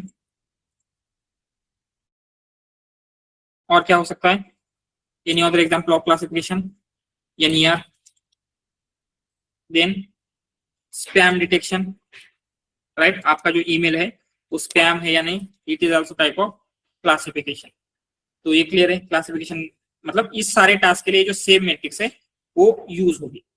ठीक है, तो आपको कभी भी कुछ भी इवेल्युएट करना है, ठीक है, यहाँ पे लिखते हैं फॉर इवेल्युएशन, आपको जो एक्चुअल वैल्यूज है वो पता होनी चाहिए। मतलब कंसिडर आप सेंटिमेंट एनालिसिस कर रहे हैं, आपके मॉडल ने किसी एक रिव्यू को पॉजिटिव बोला है, अगर आपको पता ही नहीं है कि वो रिव्यू एक्चुअली पॉजिटिव है या निगेटिव है, तो आप उसको अंडरस्टैंड कर सकते हैं क्या, या फिर एक्सप्लेन कर पाएंगे क्या कि वो करेक्ट दे रहा है या नहीं दे रहा है? नो। राइट, आपको पहले क्वेश्चन का आंसर पता होना चाहिए। मतलब आपको इवैल्यूएशन के लिए डेटा लेबल्ड होना चाहिए, लेबल्ड डेटा। लेबल्ड मतलब जिसका ऑलरेडी आंसर्स आपको पता है, ठीक है। एंड ये जो लेबल डेटा है, ये जो एक्चुअल वैल्यू है, उनको हम बोलते हैं एक्चुअल वैल्यूज। एक्चुअल मतलब जिनका आंसर ऑलरेडी आपको पता है। जैसे कंसिडर ये है, इस रिव्यू का एग्जांपल लेते हैं, दिस इज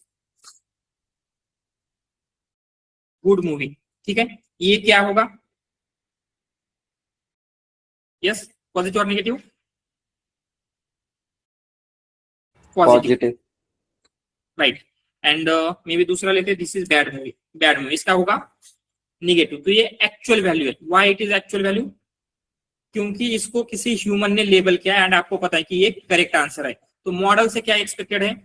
जब मॉडल को हम ये दिस इज गुड मूवी पास करेंगे, मॉडल आपको आउटपुट में क्या देना चाहिए? पॉजिटिव। अगर मॉडल इसका रिव्यू, इसका जो सेंटिमेंट है पॉजिटिव बता रहा है, तो मॉडल करेक्ट दे रहा है। अगर निगेटिव बता रहा है तो रॉन्ग दे रहा है। सेम फॉर दिस वन, अगर इसका मॉडल इसको निगेटिव बता रहा है तो आंसर करेक्ट है, नहीं बता रहा है तो मॉडल का आंसर रॉन्ग है। ये समझ में आ रहा है? देन सेकंड वैल्यू होती है, उनको हम बोलेंगे predicted value. Predicted value. And ये प्रिडिक्टेड वैल्यू कैसे मिलती है आपको? It is predicted by who? Model, right. जो भी आपने मॉडल या फिर जो सिस्टम बिल्ड किया है, एंड जो भी सेम होगा तो इसका कुछ भी हो सकता है, जो मॉडल ने दिया वो वैल्यू प्रिडिक्टेड होगी। अभी हमें पता नहीं, जैसे हम ऐसे लिखेंगे, जो भी मॉडल का आउटपुट है वो आपकी प्रिडिक्टेड वैल्यू। ये समझ में आ रहा है? Label data, actual value and predicted value क्या है? Yes,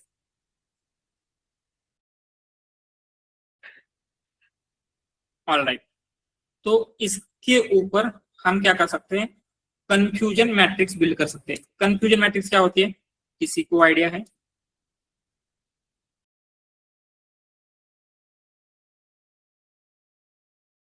yes,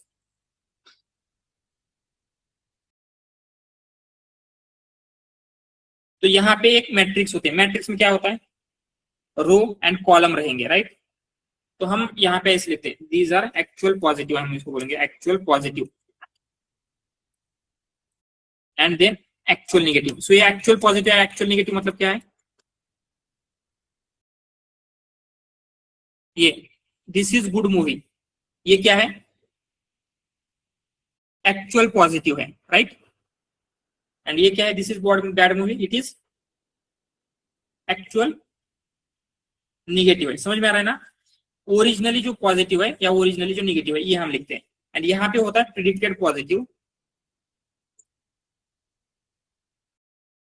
and predicted negative. मतलब क्या है? आपके मॉडल ने जिनको पॉजिटिव प्रिडिक्ट किया है, आपके मॉडल ने जिनको निगेटिव प्रिडिक्ट किया है। तो कंसिडर यहाँ पे कुछ ऐसा होगा, जस्ट हम रैंडमली क्या है, तो यहाँ पे जब जो वैल्यू होगी, कंसिडर एक नंबर मिलता है आपको 67। इसका मतलब क्या होगा? आपके डेटा में ऐसे 67 सैंपल्स हैं जिनकी एक्चुअल वैल्यू पॉजिटिव थी एंड जिनको मॉडल ने भी पॉजिटिव प्रिडिक्ट किया है। ये समझ में आ रहा है क्या? यहाँ पे जो वैल्यू आ रही है एक्चुअल पॉजिटिव थी, मॉडल ने भी पॉजिटिव प्रिडिक्ट किया है। तो यहाँ पे जो वैल्यू आएगी वो कैसे होगी? इसका क्या मीनिंग होगा? यस,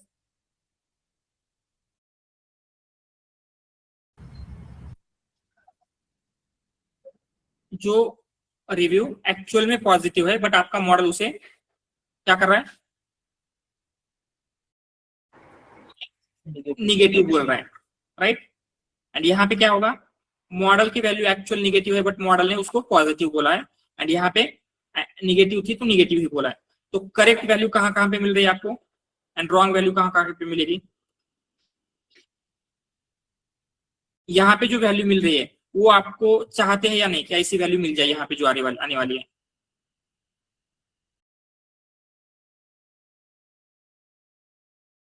यस, आपका मॉडल की वैल्यू एक्चुअल में पॉजिटिव थी एंड मॉडल ने भी पॉजिटिव दिया है एंड यहाँ पे भी निगेटिव थी तो निगेटिव ही दिया है। समझ में आ रहा है।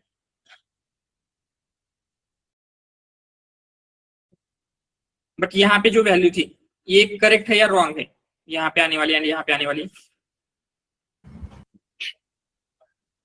रॉन्ग रॉन्ग है।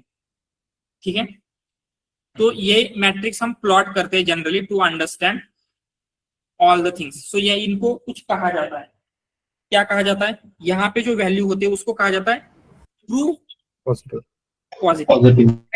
ट्रू पॉजिटिव क्योंकि एक्चुअल में पॉजिटिव थी, मॉडल ने भी पॉजिटिव ही प्रेडिक्ट किया है। ठीक है, यहाँ पे जो आएगी उसको हम बोलते हैं फॉल्स निगेटिव। फॉल्स निगेटिव मतलब क्यों, आपका वैल्यू एक्चुअल में पॉजिटिव थी बट मॉडल ने निगेटिव दिया।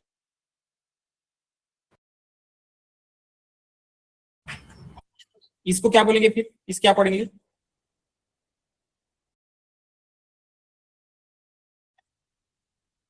यस ये क्या रहेगी फॉल्स पॉजिटिव। ठीक है, एंड ये ट्रू निगेटिव। समझ में आ रहा है। जस्ट इसको ऐसे कंसिडर कीजिए, आपको कैंसर डिटेक्शन करना है। ठीक है, आपने मॉडल का यूज करके जो आपका जो ये होता है उसका इमेज लिया एंड मॉडल को दी। आपके मॉडल ने क्या कहा है, एक्चुअल में पॉजिटिव था उसको पॉजिटिव किया, मतलब ट्रूली पॉजिटिव है। पॉजिटिव था तो पॉजिटिव ही बोला है। यहाँ पे पॉजिटिव था तो उसको नेगेटिव बोला तो हम बोलेंगे फॉल्स नेगेटिव। सेम वे में फॉल्स पॉजिटिव मतलब गलती से पॉजिटिव बोला है। ट्रू नेगेटिव मतलब नेगेटिव था तो नेगेटिव ही बोला है। समझ में आ रहा है ना ये वैल्यू ट्रू पॉजिटिव ये जो भी है, क्योंकि आगे वाली जो भी मैट्रिक्स है एक्यूरेसी प्रिसीजन रिकॉल इन्हीं वैल्यूज पे डिपेंड है, true positive false negative all this things पे। ठीक है,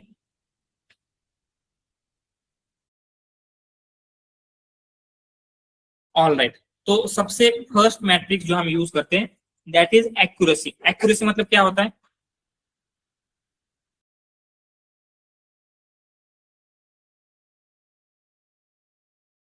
how model is predict correctly in terms of percentage. Exactly consider आपके पास 100 डेटा पॉइंट्स थे, तो फॉर 100 डेटा पॉइंट्स आपके मॉडल ने कितने वैल्यूज को करेक्टली प्रिडिक्ट किया है। ठीक है, तो हम यहाँ पे सिंपली लिखेंगे how many samples are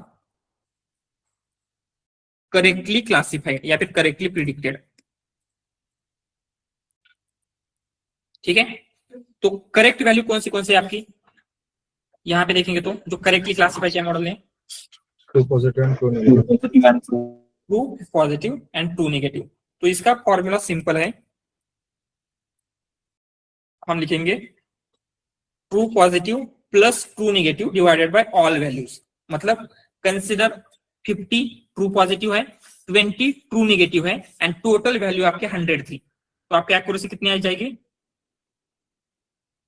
50 plus 20 divided by 100 कितनी आ जाएगी 70% बोल सकते हैं। तो आउट ऑफ 100 ओनली 70 सैंपल्स आपके मॉडल ने करेक्टली प्रिडिक्ट किए हैं।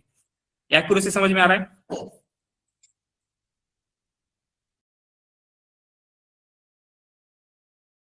ठीक है,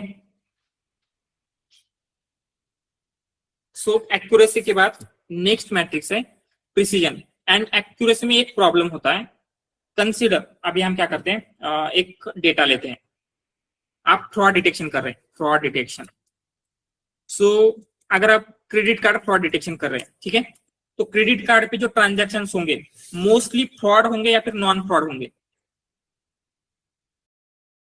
यस फ्रॉड दोनों हो सकते हैं। नॉन फ्रॉड होंगे क्योंकि रियल यूजर ने किए हैं, तो हम इसको बोलेंगे आपके पास 99 है जो फ्रॉड नहीं है, नो फ्रॉड लिखेंगे हम उसको। एंड ओनली वन मतलब out of 100 only one transaction क्या है फ्रॉड है। बट आपका मॉडल ठीक से बिल्ड नहीं हुआ है, वो क्या कर रहा है, एवरी टाइम नॉन फ्रॉड बोल रहा है, तो उसकी एक्यूरेसी कितनी आएगी?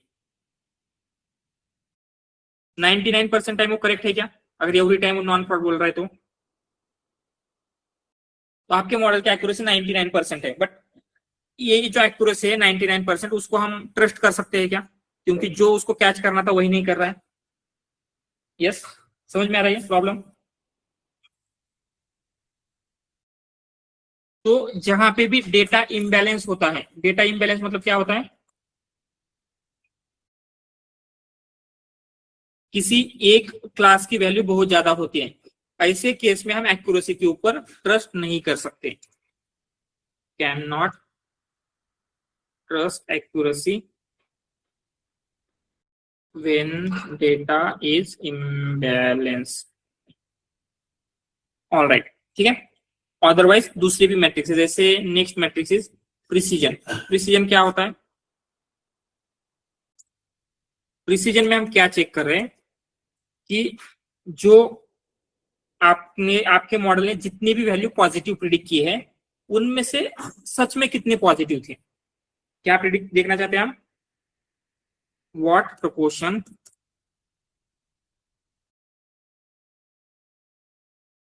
proportional of total predicted positive how many actual positive are actual positive। ठीक है, तो मतलब मॉडल ने जो टोटल पॉजिटिव प्रिडिक्ट किए, तो इस केस में टोटल पॉजिटिव कौन से मॉडल ने जो प्रिडिक्ट किया है? TP TP and a, yes,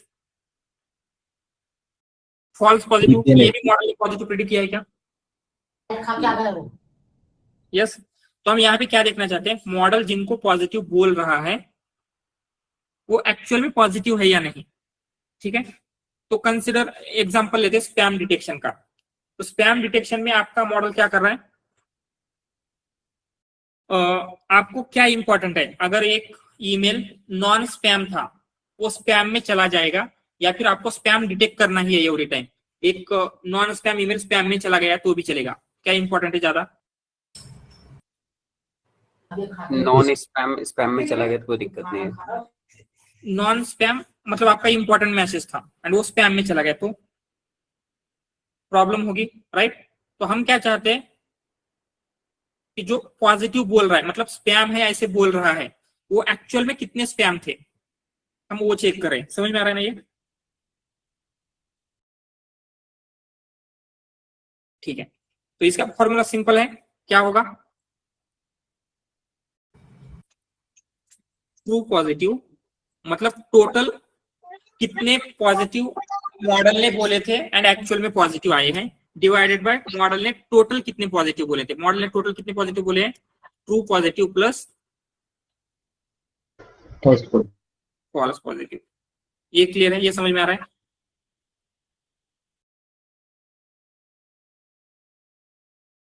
next one is recall.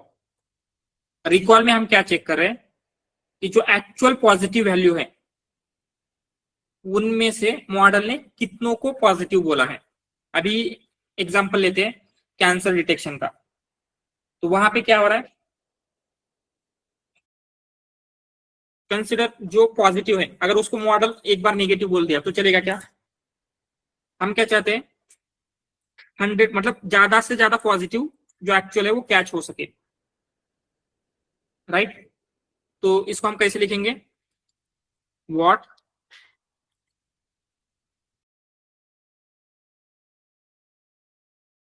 proportion of actual positive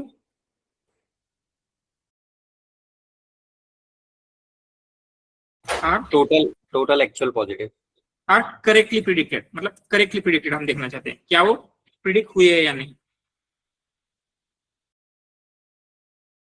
correctly predicted. ठीक है, मतलब टोटल नंबर ऑफ पॉजिटिव कितने हैं आपके पास यहाँ पे एक्चुअल में, true positive plus false negative, ये भी एक्चुअल पॉजिटिव है क्या? Yes sir. या तो हम सिंपली यही देखना चाहते हैं, क्या देखेंगे, रिकॉल का फॉर्मूला रहेगा true positive divided by true positive plus false negative. ठीक है, समझ में आ रही है। एंड देन उसके बाद समटाइम्स क्या हो सकता है, आपको प्रिसीजन भी इंपॉर्टेंट है, रिकॉल भी इंपॉर्टेंट है, मतलब जो पॉजिटिव है उनको पॉजिटिव भी बोलना है एंड उनको पॉजिटिव करेक्ट भी होनी चाहिए। उसीलिए इन दोनों का कॉम्बिनेशन लेने के लिए हम लेते हैं F1 स्कोर। ठीक है, F1 स्कोर क्या है,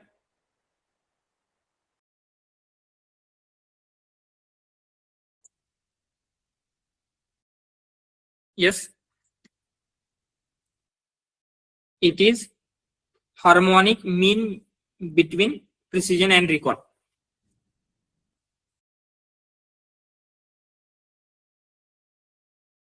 mean of precision and recall. ठीक है, जैसे मीन के डिफरेंट टाइप होते हैं, एक हार्मोनिक मीन है, इन दोनों का लेंगे एंड इसका फॉर्मूला क्या होता है, F1 score equal to 2 into precision into recall divided by precision plus recall. ठीक है, तो आपके पास मेनली ये 4 मैट्रिक्स है, और भी है क्लासिफिकेशन के लिए, बट मेनली ऑलमोस्ट एवरीवेयर आप इन चारों में से कोई मेथड यूज कर सकते हैं। एक्यूरेसी कर सकते हैं, प्रिसीजन, रिकॉल, F1 स्कोर। ठीक है, ये क्लियर है, ये सारी मैट्रिक्स। सो इन सबको अगर देखेंगे तो आपको एक सिंगल वैल्यू मिलती है, या फिर ये जो भी आउटपुट दे रहा है ये सिंगल न्यूमेरिक वैल्यू होती है। सिंगल न्यूमेरिक वैल्यू मतलब ये जो स्कोर आएगा ये एक्यूरेसी है, प्रिसीजन है, रिकॉल है, सारे के सारे वैल्यू 0 या 1 के बीच में होती है, राइट। तो 1 है तो बेटर है, 0 है तो खराब है। आप इजीली उसको डिटेक्ट कर सकते हैं क्या, अगर आपको सिंगल न्यूमेरिक वैल्यू मिल रही है तो। Exactly right. तो यहाँ पे क्लासिफिकेशन को इवेल्युएट करना बहुत ही इजियर होता है, क्योंकि वहां पे आपको सिंगल न्यूमेरिक वैल्यू मिल रहे हैं। बट जनरेशन का अगर आप देखेंगे, एग्जाम्पल के लिए हम क्या करते हैं, अभी जनरेशन की मैट्रिक्स देखते हैं। ठीक है, जस्ट इंट्रोडक्शन लेके देखेंगे एंड जो मैट्रिक्स है वो टुमारो से हम स्टार्ट करेंगे, मतलब नेक्स्ट लेक्चर से। जनरेशन मैट्रिक्स, ठीक है। तो कंसिडर हम ट्रांसलेशन का एग्जांपल लेते हैं। तो आपका हिंदी है, हिंदी सेंटेंस कुछ ऐसे लेते हैं, मैट के ऊपर कैट है। एक्चुअली यहाँ पे जो भी इसका करेक्ट हिंदी है, मैट के ऊपर बिल्ली है, ऐसा कुछ होना चाहिए, बट हमने यही लिखा है मैट के ऊपर कैट है। तो इसका इंग्लिश ट्रांसलेशन क्या होना चाहिए, yes there is cat on mat, correct है क्या, ऐसे होना चाहिए, राइट। बट आपके मॉडल ने ये दिया है the cat is on the mat. तो कौन सा करेक्ट है, कौन सा रॉन्ग है, या दोनों करेक्ट है, क्या लगता है।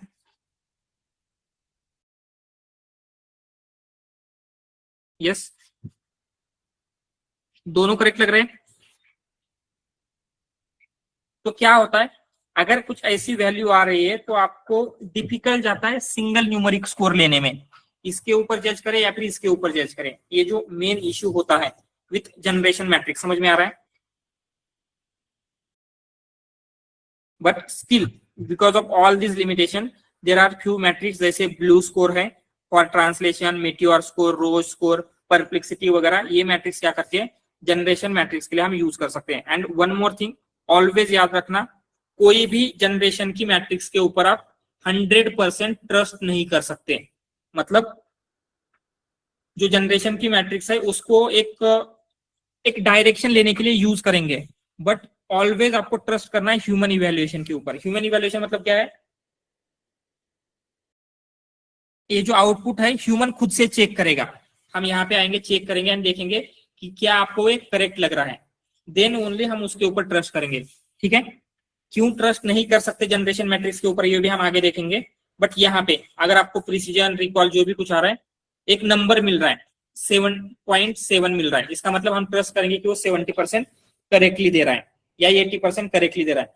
उस तरीके से क्या होता है, जनरेशन मैट्रिक्स के ऊपर हम ट्रस्ट नहीं कर सकते। इसीलिए जनरेशन की जो भी मैट्रिक्स है हम यूज करेंगे एक बेसिक डायरेक्शन लेने के लिए, but always trust human evaluation. तो जनरेशन में ऑलवेज ह्यूमन इवेल्युएशन वहां पे करना ही होता है, मतलब आप करते ही है, ठीक है। ऑल राइट, तो इसकी जो भी मैट्रिक्स है, BLEU score, METEOR score, ROUGE score या परप्लेक्सिटी वगैरह, all the metrics we will see in the next lecture, जो कि मंडे को होने वाला है। बट जो भी हमने ये देखा क्लासिफिकेशन की मैट्रिक्स एंड जनरेशन की मैट्रिक्स की क्या लिमिटेशंस हो सकते हैं, मतलब ये हार्ड क्यों जाता है मेजर करने के लिए, ये क्लियर है सबको? Yes, all right. तो जस्ट एक बार मल्टी मॉडल मॉडल को सबको रिवाइज करना है, एंड मंडे को जो भी आपको उसमें प्रॉब्लम लग रहा है एक बार उसको पूछ लेना, उस प्रॉब्लम को क्लियर करके लेना है। अदरवाइज आप ट्राई कर सकते हैं खुद से, चैट जीपीटी करके, गूगल से, it will also be good. But अगर फिर भी समझ में नहीं आता, you can ask me. Yes अभी सर जैसे अभी हम लैंगचेन पढ़ रहे हैं, तो लैंगचेन में खुद का एवोल्यूशन के लिए वो लैंगस्मिथ का यूज करता है, तो Right. तो क्या वो हम कवर करेंगे, और वो क्या हम Yes. बोल सकते हैं एवोल्यूशन में यूज करते हैं करके? नो नो, इवेल्युएशन के लिए नहीं होता है, मॉनिटरिंग के लिए होता है। मॉनिटरिंग मतलब वो जस्ट आपको ये एक आपने क्वेश्चन पूछा था, आपको ये इनपुट मिला है, सिर्फ इतना ही स्टोर करके लग सकता है। इवेल्युएशन आपको खुद को करना पड़ेगा। इवेल्युएशन लैंगस्मिथ में नहीं होता, मॉनिटरिंग होता है सिर्फ। ओके, और एंड टू एंड के लिए जैसे आप मैन्युअली बोल रहे हैं, मैन्युअली तो हम करते ही हैं, उसमें एक रागास होता है, उससे भी तो कर सकते हैं ना सर? यस यस, वो भी देखने वाले रागास, बट जैसे मैंने कहा आपको मिल जाती है, मैट्रिक्स अवेलेबल है, मैट्रिक्स हम यूज करेंगे, बट उसके ऊपर 100% ट्रस्ट नहीं कर सकते हम। अगर वो बोल रहा है कि 90% है, तो 90% आपको आंसर एक्यूरेटली मिल रहे हैं, वो हम ट्रस्ट नहीं कर सकते।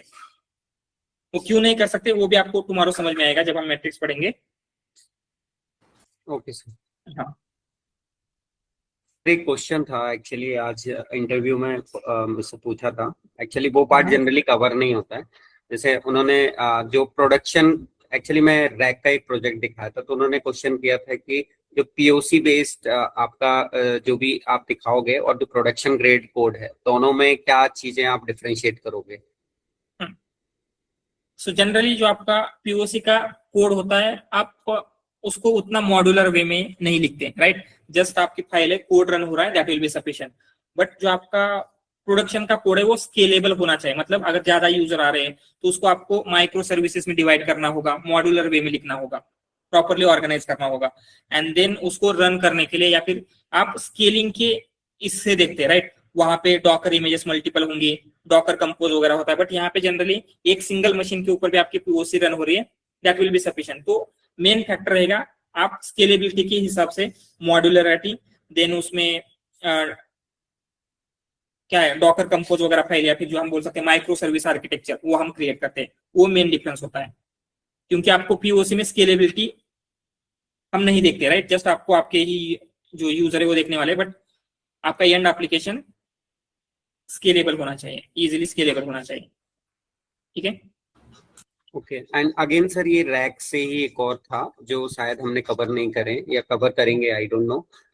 सेकंड, जो एपीआई अगर हमारी जो है अगर सर्वर कभी काम नहीं करता है, तो या multiple users at the time same API पे काम कर रहे हैं, तो उसके उस Yes. प्रॉब्लम को, या एपीआई डाउन हो गई, तो उसके लिए हम कैसे रेजोल्यूशन देंगे? दो Yes. मॉडल यूज करेंगे क्या? नो, उसके लिए एक्चुअली टीपीएम होता है, आरपीएम सॉरी, रिक्वेस्ट पर मिनट। वो आपको या तो इंक्रीज करके लेना पड़ेगा, या फिर दो डिफरेंट मॉडल यूज करने पड़ेंगे। मेनली वो आरपीएम रहेगा, रिक्वेस्ट पर मिनट जो होती है, वो उसको हम ज्यादा बढ़ा के ले सकते हैं। कवर करेंगे क्या सर वो? Yes yes yes yes yes, वो देखने वाले हैं हम आगे जाके। Okay, alright.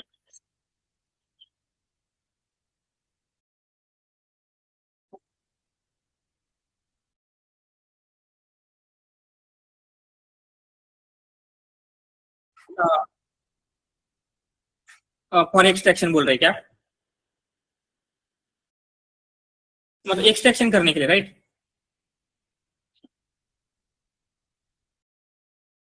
यस, रैक में बहुत सारी लाइब्रेरीज हमने भी यूज किए एक्सट्रैक्शन के लिए। मल्टीपल लाइब्रेरीज है, पाईपीडीएफ, पाईम्यू पीडीएफ, अनस्ट्रक्चर्ड वगैरह लाइब्रेरी रहेगी। देन उसके बाद चंकिंग के लिए आपको कुछ करने की जरूरत नहीं, चंकिंग सब कुछ इसमें ही हो जाता है। देन नेक्स्ट कंपोनेंट रहेगा आपका चंकिंग के बाद एम्बेडिंग मॉडल, तो एम्बेडिंग मॉडल के लिए आपको जो प्रोवाइडर यूज कर रहे हैं उसकी लाइब्रेरी यूज कर सकते हैं। देन उसके बाद वेक्टर डीबी, हर एक वेक्टर डीबी की डिफरेंट लाइब्रेरी है। पाइनकोन के लिए पाइनकोन है, क्रोमा के लिए क्रोमा है, हमने अभी तक ओनली क्रोमा देखा है, पाइनकोन वगैरह हमारा देखना बाकी है, राइट। अगेन मॉडल के लिए हर किसी की लाइब्रेरी हो सकती है, तो ऐसे कंपोनेंट वाइज रहेगा।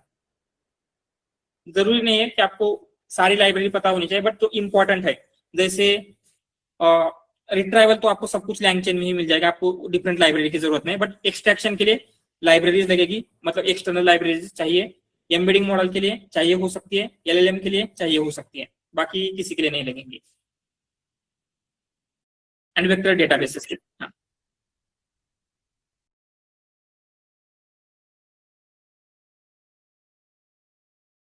हाँ अनस्ट्रक्चर्ड, यस।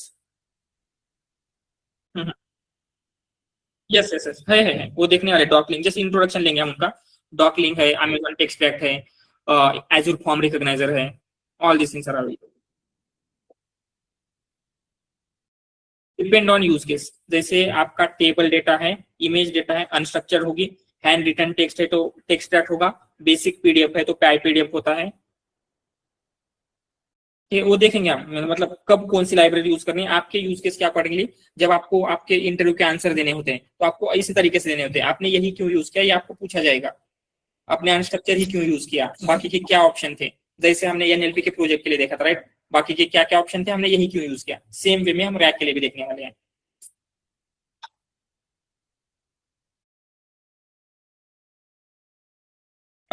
मतलब कैसे?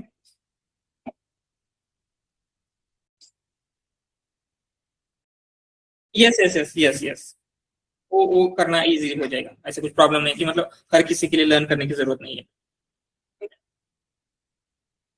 नो नो, ऐसा ऐसा नहीं होता, अगर ये आपका एक बार बेस क्लियर है तो आगे आप इजीली अडाप्ट कर सकते हैं।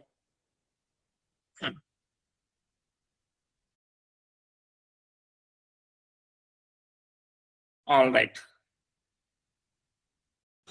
सर एक और चीज है, जैसे हमारा डेटा अगर फ्रिक्वेंटली चेंज हो रहा है तो उस केस में हम क्या क्या चीजें यस, मतलब अप्लाई कर सकते आपका राइट, वो आपको अपडेट करना होता है, मतलब डेटाबेस जो है वेक्टर डीबी, वो अपडेट करना होता है कॉन्स्टेंटली, ठीक है। तो ये प्रोडक्शन के कुछ चैलेंजेस है, डेटा चेंज होना या फिर ह्यूज अमाउंट ऑफ डेटा आना, उनको हम देखेंगे कि प्रोडक्शन के चैलेंजेस को कैसे हैंडल कर सकते हैं, मतलब एक बेसिक आइडिया एटलीस्ट लेंगे so that you can explain it in interview, ठीक है। सो उसमें एक्चुअली क्रॉस क्वेश्चनिंग भी रहता है, अगर फिर से स्टोर करेंगे टाइम कॉम्प्लेक्सिटी और वो कॉस्टिंग का यस यस यस, वो देखेंगे, मतलब किस तरीके से सारे प्रॉब्लम आपका हैंडल हो जाए प्रोजेक्ट के ऊपर, उस तरीके से हम प्रोडक्शनाइज कैसे करेंगे वो देखने वाले हैं, मतलब प्रोजेक्ट के साथ ही वो आपके सारे डाउट्स क्लियर हो जाएंगे, ठीक है। ओके